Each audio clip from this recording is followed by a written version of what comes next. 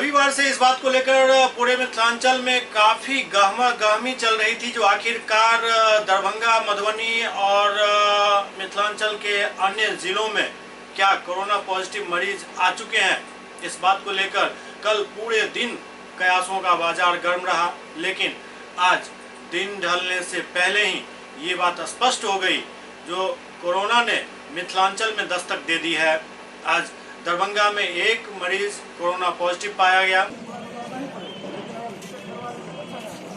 जो आए थे दिल्ली से 22 अप्रैल को, दिल्ली से एम्बुलेंस के माध्यम से आए थे, तो वो सोबन गांव का रहने वाले हैं और नगर निगम का वार्ड नंबर 20 में उनका माँ के घर पड़ता है। दोनों जगह वो गए थे और अगला दिन उनको डीएमसीएच में स्थानीय मोहल्ला के लोगों का सूचना के आधार पर उनको तुरंत डीएमसीएच में अलग कराया गया और उनको जांच कराया तो पॉजिटिव पाया गया। एक इसमें अच्छी बात है कि तुरंत उनको अलग करा दिया गया। तो मैं जिलावासियों से यही अनुरोध करूँगा कि अगर बाहर से कोई भी लोग आते हैं, यही लोग के माध्यम से संक्रमण फैलने का ज़्यादा रिस्क है, तो इन लोगों पर बहुत सतर्क रहें।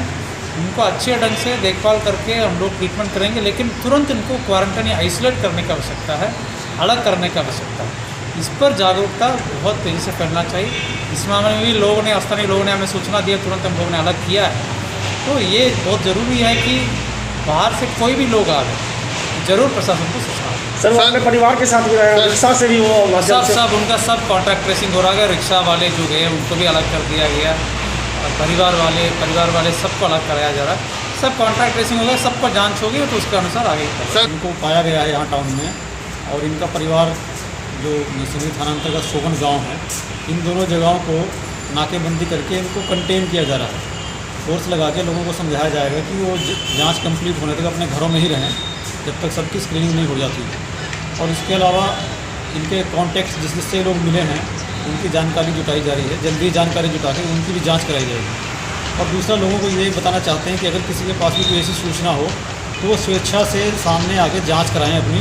इसमें डरने की ज़रूरत नहीं है, सिर्फ सावधानी बरतने की ज़रूरत है, जांच कराने की ज़रूरत है, इलाज कराने की ज़रूरत है। और शहर के और ज़िला के लोगों से अपील है कि वो सावधानी बरतें। जो भी निर्देश अभी तक दिए गए हैं, जैसे कि अनावश्यक रूप से घर से नहीं निकलना, आवश्यक काम से निकलें तो मास्क पहनें, एक जगह पे गैदरिंग नहीं हो, सोशल डिस्टेंस मेंटेन रखें, इन सभी निर्देशों का लोग पालन करें और इस चेन को ब्रेक करने में मदद करें।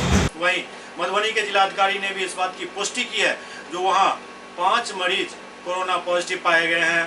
मधुबनी जिला के लिए आज अच्छे समाचार नहीं है।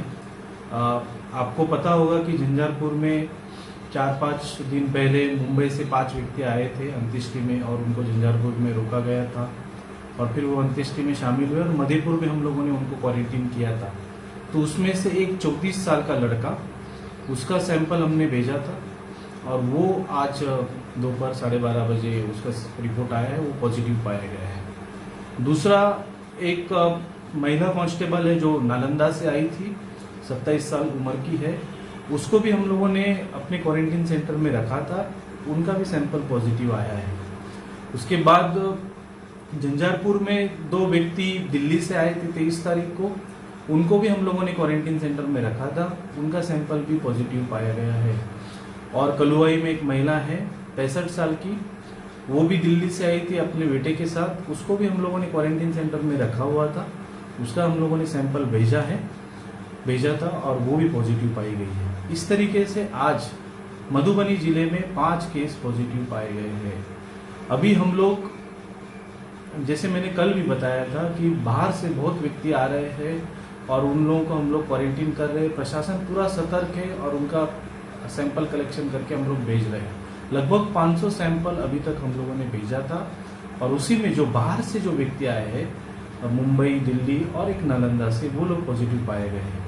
अभी हम लोग वो जहाँ पे रहते हैं, जहाँ जिस क्वारंटीन सेंटर में रहते हैं, उसकी परिधि में लगभग 3 किलोमीटर परिधि में हम लोग उसको कंटेनमेंट जोन बनाएंगे, और कंटेनमेंट जोन के अंदर में किसी को बाहर आना अलाउड नहीं, कोई किसी तरीके की गतिविधि अलाउड नहीं है।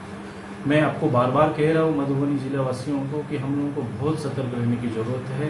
इसके अलावा पूर्णिया के जिलाधिकारी राहुल कुमार ने भी इस बात की पुष्टि कर दी है, जो पूर्णिया में भी एक मरीज कोरोना पॉजिटिव पाया गया है।